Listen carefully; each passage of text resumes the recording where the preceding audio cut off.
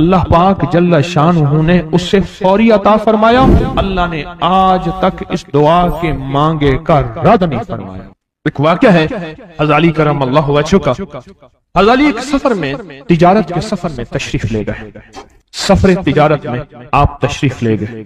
جب وہاں آپ تشریف لے گئے تو دیکھا ایک شخص ہے جھونپڑی, اس میں سے کرہانے کی آواز آ رہی ہے. آپ اندر تشریف لے گئے تو صاحب خانہ نے اندر سے آواز دی, جو بھی صاحب آ رہے ہیں اجازت سے آئیں. سمجھ گئے اندر مستورات ہیں. وہ صاحب باہر تشریف لے آئے تو پوچھا کیا ہوا, کرہانے کی آواز کیا ہے؟ کہا میری بیٹی ہے, جنگل میں لکڑیاں لینے گئی, اس کے اوپر ایک درخت گر گیا کاٹتے کاٹتے, اور اس کی وجہ سے اس کی کمر ٹوٹ گئی ہے. اب یہ بستر میں پڑی ہے, اب یہ بیچاری تکلیفوں اور دکھوں میں. آپ نے فرمایا کوئی مسئلہ نہیں, میں ایک عمل کرتا ہوں, تو ایسا کر صرف اس کا کپڑا لے آ.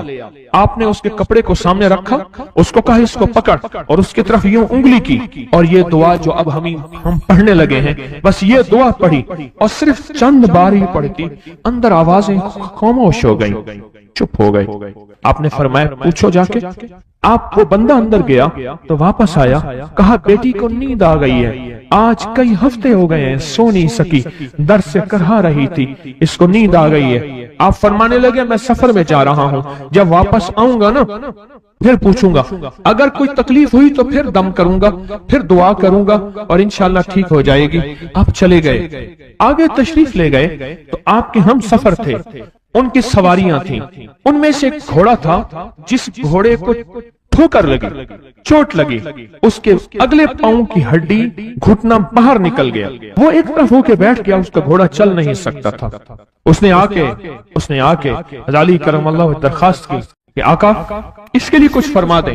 فرمایا میں اس کے لیے دعا کرتا ہوں, یہ ٹھیک ہو جائے گا. اور آپ نے دعا پڑھنا شروع کر دی, اور فرمایا یہ اس کے ہاتھ پہ, اس کی ٹانگ پہ آپ نے ہاتھ پھیر دیا, جو معذور تھی ٹوٹی ہوئی نکلیا ہوا گھٹنا تھا. فرمایا ٹھیک ہو گیا. اور قافلے والوں نے دیکھا وہ گھوڑا سب سے آگے تھا, سب سے سبک رفتار تھا, اور سب سے لاجواب تھا. آگے ایک جگہ تشریف لے گئے تو قافلے کو پیاس لگی, پانی کی ضرورت تھی. کنواں دیکھا تو کنواں خشک تھا. آپ نے فرمایا کوئی بات نہیں, یہ دعا پڑھی, اور دعا کو پڑھ کے اپنا لعاب کنویں میں ڈال دیا. فرمایا کنویں میں پانی کا ایک جوش اٹھا, اور پانی اٹھا اور منڈیر سے باہر نکلا. لوگ پینے لگے تو آپ نے روک دیا. فرمایا مت پیو, کنویں کا جو کھڑا کالا پانی ہے وہ نکل جائے, اور پھر شفاف پانی جب نکلا فرمایا یہ پانی پیو, مشکیزیں بھرو, سواریوں کو پلاؤ. قافلہ چلتا رہا. آگے تشریف لے گئے, آگے دیکھا تو کھانا ختم ہو گیا. اتنا کھانا تھا کہ اب کھا لیں, آئندہ کیسے کھائیں گے. تو آپ نے فرمایا جو کھانا ہے لے آؤ.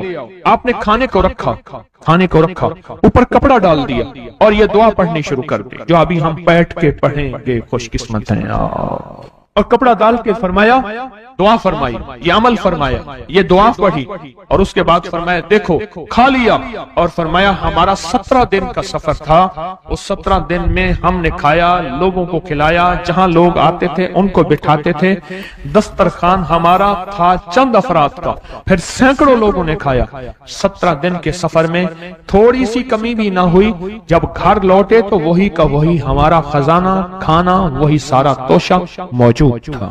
آگے تشریف لے گئے تو ایک تجارت میں ایک دیکھا تو ایک بندہ ہے ٹھیکریوں پہ ٹھیکریاں مار رہا ہے. آپ اس کی طرف تشریف لے گئے, آپ نے اس کو جا کے دیکھا, لگتا ہے کہ تو پرانا جواری ہے.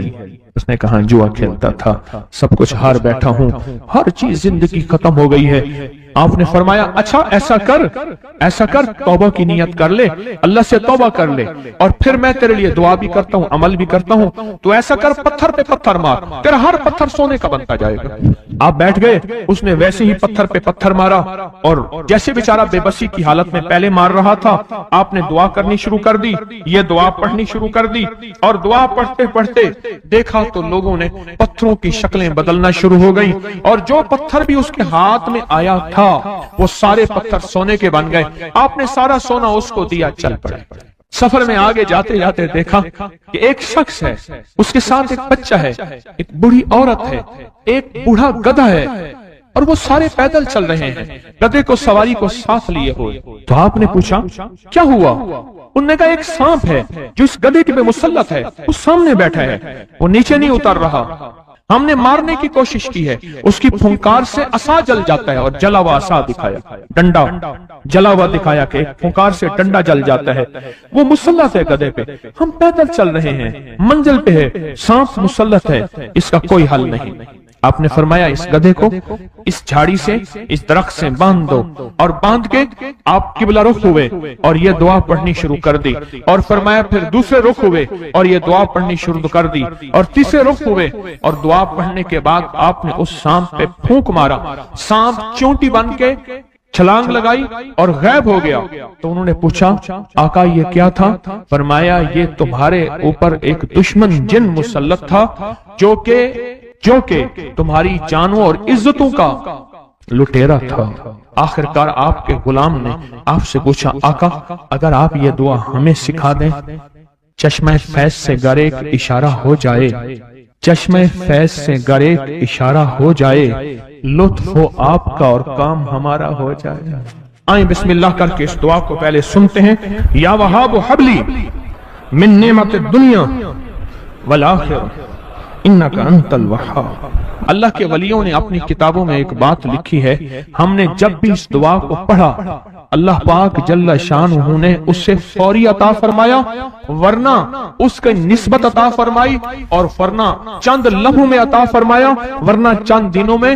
اللہ نے آج تک اس دعا کے مانگے کا رد نہیں فرمایا۔ ریس کی وسعت کے لیے جو میں بتاتا ہوں کہ بندہ ہے 129 دن اور 129 دفعہ سورۃ کوثر پڑھ اور پھر آنکھوں سے رب کی طاقت کے جلوے دیکھ۔ 129 دن اور 129 بار۔ آپ بتائیں جو یہ پڑھتے ہیں 129 بار سورۃ کوثر کتنا وقت لگتا ہے؟ صحیح بتائیں، اگر نہیں پڑھتے نہ بتانا۔ 10 منٹ کی آواز بھی ہے، 7-8 منٹ کی آواز بھی ہے، 15 منٹ کی آواز بھی ہے۔ ہم 15 منٹ لے لیتے ہیں، 15 منٹ لے لیتے۔ کیا روزانہ کے 15 منٹ ہمارے لیے مشکل ہے؟ 129 بار سورۃ کوثر، اور اگر جگہ اور وقت ایک ہو تو پھر اس کی طاقت اور تاثیر حیرت انگیز طور پہ دگنی ہو جاتی ہے۔ زمان اور مکان وہی وقت وہی جگہ، مجبوراً اگر نہیں ہے تو کوئی حرج نہیں، پر یقین دل کی گہرائیوں، اندر کا درد اور پورے خشوع خضوع، دھیان، طلب تڑپ اور جذبے کے ساتھ پڑھ 129 بار۔ اصل میں یہ 129 کا جو عدد ہے نا، لفظ لطیف کا عدد ہے، یا لطیف ہو نا، لطیف 129 بار اور 129 دن۔ پھر قدرت کے خزانے اور رب کی رحمت کے خزانے، اس کی عطا اور شفقت کے خزانے، اس کی مہربانی کے خزانے۔ ایک اور چیز بتاؤں، دیدار مصطفیٰ کے لیے، کملی والے کے دیدار کے لیے سورۃ کوثر بہت باکمال ہے۔ اب اس کے فائدے سنتے جائیں، 129 دفعہ کے فائدے ذرا سنتے جائیں، کیونکہ میرے آقا کی تسلیوں کے لیے، دلجوئیوں کے لیے یہ آیت، یہ سورت اتری تھی۔ قرآن کی سب سے چھوٹی سورت ہے۔ دلجوئیوں کے لیے تانے دے دے کے ظالموں نے میرے آقا کے سینے کو چھلنی کیا، اور اللہ پاک جل شانہ نے فرمایا میرے حبیب کیوں غمزدہ ہیں، ہم نے آپ کو کوثر دے دی۔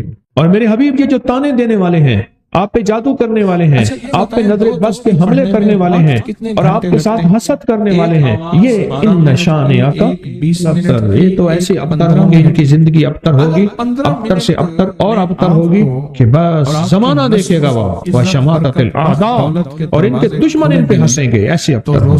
129 بار سورۃ کوثر دیدار مصطفیٰ کے لیے، 129 بار سورۃ کوثر جادو کے آخری طور کے لیے، 129 بار سورۃ کوثر جادو کو خود پلٹانے کے لیے، پلٹ جاتا ہے۔ 129 بار سورۃ کوثر آفات اور بلیات کو دور کرنے کے لیے، 129 بار سورۃ کوثر انزائٹی، ٹینشن، ڈپریشن اور سٹریس کے لیے، اور 129 بار سورۃ کوثر پرسکون نیند کے لیے، 129 بار سورۃ کوثر اور سکون زندگی کے لیے، اور 129 بار سورۃ کوثر دنیا حسن۔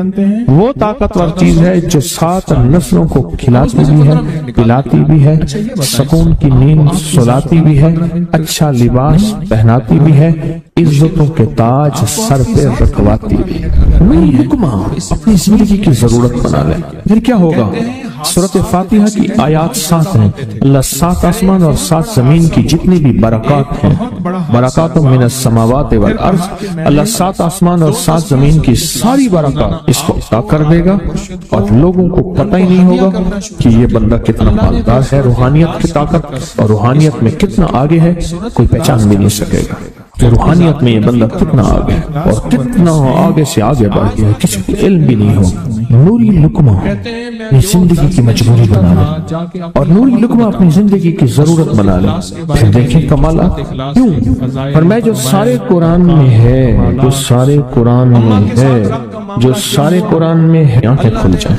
یہ سورۃ فاتحہ نماز کھانے کے دوران پڑھنے والا یہ اہل نظر میں ہے، اس کی نظر وسیع ہو جاتی ہے. یہ اہل کشف ہوتے ہیں، ان کی دل کی آنکھیں کھل جاتی ہیں، یہ فرشتوں کو دیکھتے ہیں، یہ انسانوں کے دلوں میں جھانک لیتے ہیں، یہ کائنات کے راز پڑھ لیتے ہیں، کائنات کے راز پڑھ لیتے ہیں. یہ اللہ پاک ان کے سامنے جنات آنکھوں سے دکھاتا ہے، حتیٰ کہ یہاں تک کہ اللہ قبر کے راز بھی ان کے اوپر کھل دیتے ہیں. نوری لقمے کا اثر یہ ہے دل کی آنکھیں کھل جاتی ہیں، دل کی آنکھیں کھل جاتی ہیں، دل کی آنکھیں کھل جاتی ہیں. یہ نور لقمے کی تاثیر ہے. چہرے کی آنکھیں تو سب کے پاس ہیں، دل کی آنکھیں سب کے پاس نہیں. دل کی آنکھیں سب کے پاس نہیں، چہرے کی آنکھیں سب کے پاس ہیں، دل کی آنکھیں سب کے پاس نہیں. نور لقمے کی یہ تاثیر ہے کہ دل کی آنکھیں کھل جاتی ہیں، اور دل کی دنیا آباد، اور دل کی دنیا شاد، اور دل کا وہ بندہ بامراد بن جاتا ہے جو نوری لقمے اپنی زندگی میں شامل کرتا ہے. اور نوری لقمے سورۃ فاتحہ، اور کتنی بار؟ اچھا، یہ سورۃ فاتحہ بیماریوں کا علاج. صحابہ کرام فرماتے ہم جا رہے تھے، کوئی ایک سردار تھا، اس کو بچھو نے کاٹ لیا اور اس کو چیخ رہا تھا بیچارہ. فرمایا سانپ کا کاٹا سوئے، بچھو کا کاٹا روئے. میرے پاس ایک سانپ کا کاٹا آیا تھا، غنودگی میں تھا، بہت غنودگی میں سے سوتا تھا، اور میں نے کہا اس کو سونے نہ دے. خیال نہ کیا انہوں نے، ادھر سے ہٹا تو بندہ ختم ہو گیا. سانپ کا کاٹا. ہمارے والد صاحب رحمۃ اللہ علیہ کے ملک عبد الرحمن ٹوٹی وہ لائے تو کہنے لگے اس بچھو کے کاٹے کا علاج صحابہ کرام نے 7 بار سورۃ فاتحہ پڑھ کے اس پہ دم کر اور وہ ٹھیک ہو گیا. اور میں جب سورۃ فاتحہ عرش سے زمین پہ آئی، نازل ہوئی، ایک گونج اٹھی، ایک آواز آئی، اور میں اللہ سے آج وہ چیز زمانے پہ زمین پہ نازل کی ہے جو اس سے پہلے کبھی آئی نہیں تھی، اور جو اس کے بعد کبھی آئے گی. اس سے پہلے کبھی آئی نہیں تھی، اس کے بعد کبھی آئے گی. اور جب سورۃ فاتحہ نازل ہوئی، شیطان رویا، پیٹا، اپنا سر پہ راکھ ڈالی اور اتنا شور کیا کہ اے کاش یہ سورۃ فاتحہ آئی ہے، اور اگر آئی ہے تو واپس چلی جائے، اگر واپس نہیں گئی تو کسی کی زبان پہ نہ جائے، یعنی کوئی اس کو پڑھ نہ سکے، اگر پڑھے تو اس کا یقین نہ ملے. یقین سے پڑھنے والے کی دنیا بھی، آخرت بھی، رزق بھی، عزت بھی، صحت بھی، تونگری بھی، بادشاہت بھی، خوشیاں خوشحالیاں بھی یقین سے پڑھنے والے کو ملتی ہیں. اور اس لیے آج بھی شیطان سورۃ فاتحہ سے لرزتا ہے کہ سورۃ فاتحہ پڑھنے سے جنات اور شیاطین ایسے دور ہوتے ہیں، ایسے کہ میلوں دور چلے جاتے ہیں، اور اس بندے سے خوف زدہ ہوتے ہیں جو سورۃ فاتحہ پڑھتا ہے.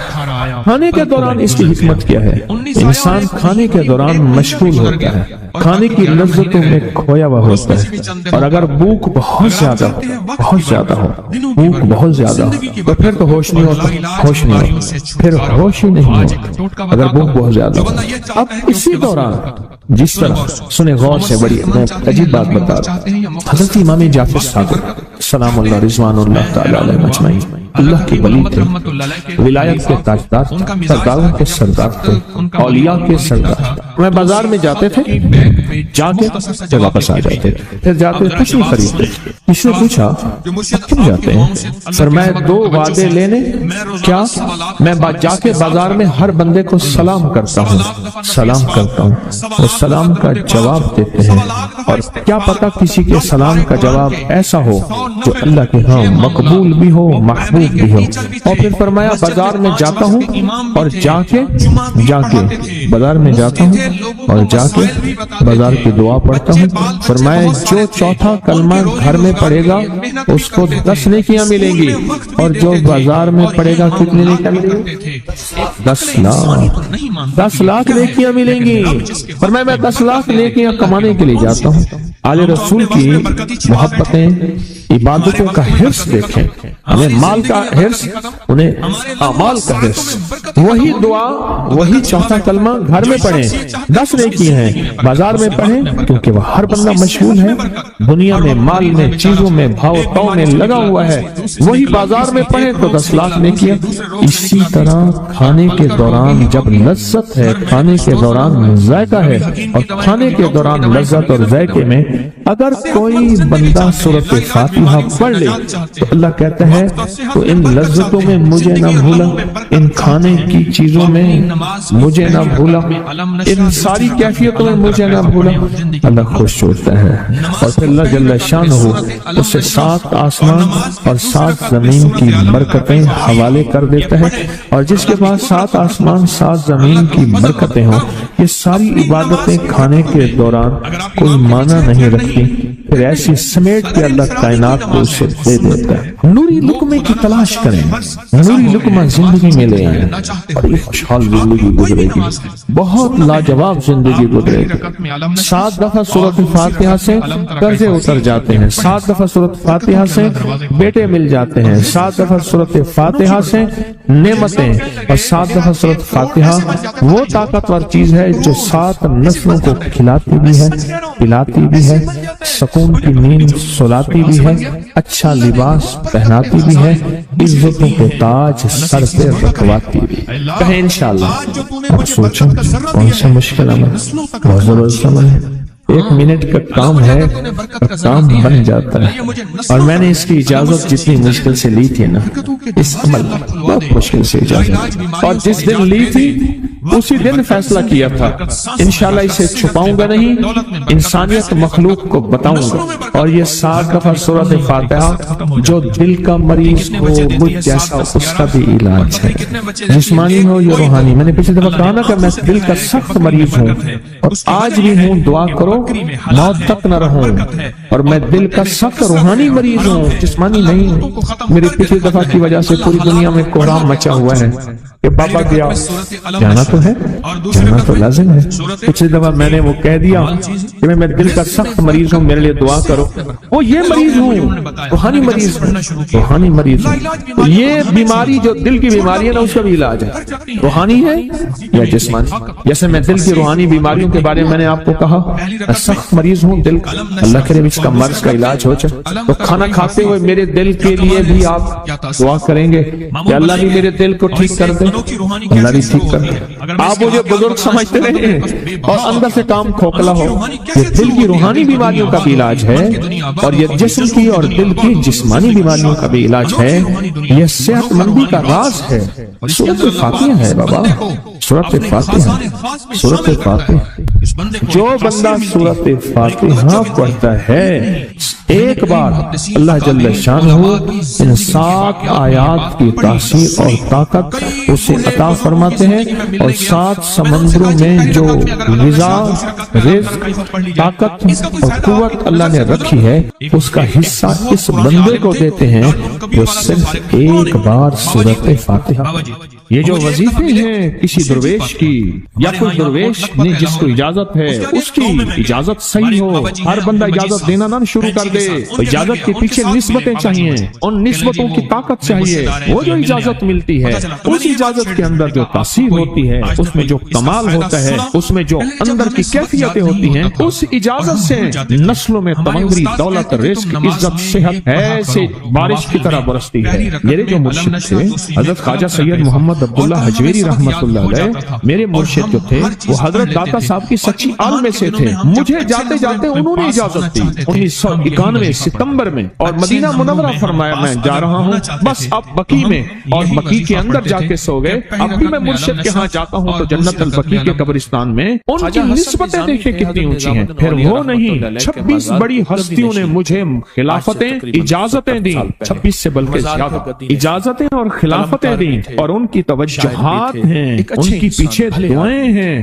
اور پیچھے کامل کے ہاتھ ہیں. یہ روحانیت کی نسبتیں ہوتی ہیں, روحانیت کی نسبتیں ہوتی ہیں. ان نسبتوں کے ساتھ جیسے آپ تصویر خانے میں ماشاءاللہ پوری دنیا میں لوگ یہاں آئے ہوئے ہیں اور بڑے بڑے ہستیاں یہاں آئی ہوئی ہیں جو مٹی ہو کے چٹائیوں پہ پڑے ہیں, خواتین میں بھی مردوں میں بھی, بڑے بڑے عہدوں والے, عزت والے, بڑے بڑے مقام والے یہاں اپنے مرشد خانے میں بے حیثیت ہو کے پڑے ہیں.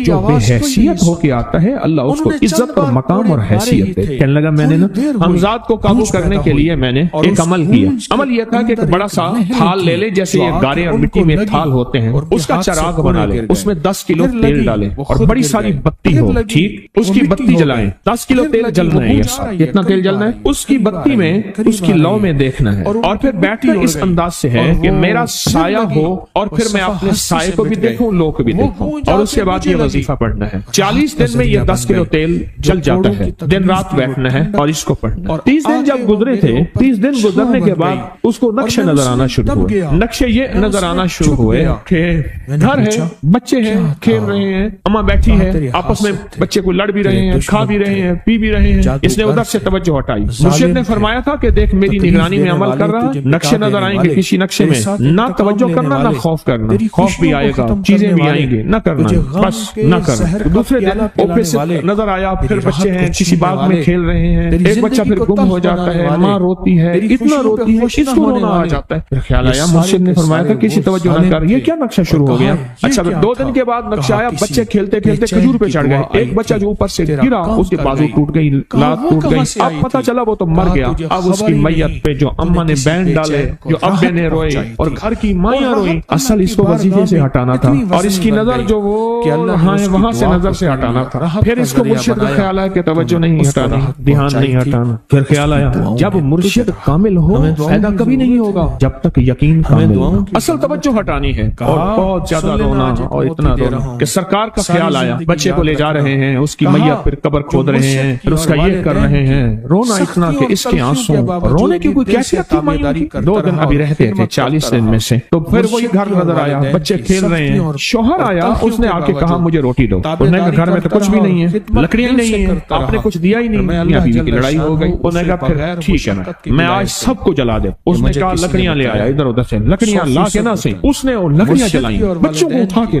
جو ڈالا آگ میں, چیخیں نکلی بچوں, دوسرے کو پکڑ کے ڈالا, تیسرے کو ڈالا, چوتھے کو ڈالا, آگ میں ڈالتا جا رہا ہے. مائی چیخ رہی ہے, کوہرام ہے, زندہ بچوں چھوٹے معصوموں کو آگ میں ڈال رہا. ڈالتے ڈالتے کہنے لگے تو بچ گئی ہے نہیں, آپ پھر پکڑ کے تجھے ڈالتا ہوں. جب اس کے ڈال کے کہنے لگا اب اس عامل کو تو بچ گیا ہے, ایسے اس کو ایسے پکڑنے لگا اور پیچھے مرشد کا کھینچ کے تھپڑ اس کو آیا. جب کھینچ کے تھپڑا سارا نقشہ ختم ہو گیا. کہنے لگا یہ کیا تھا.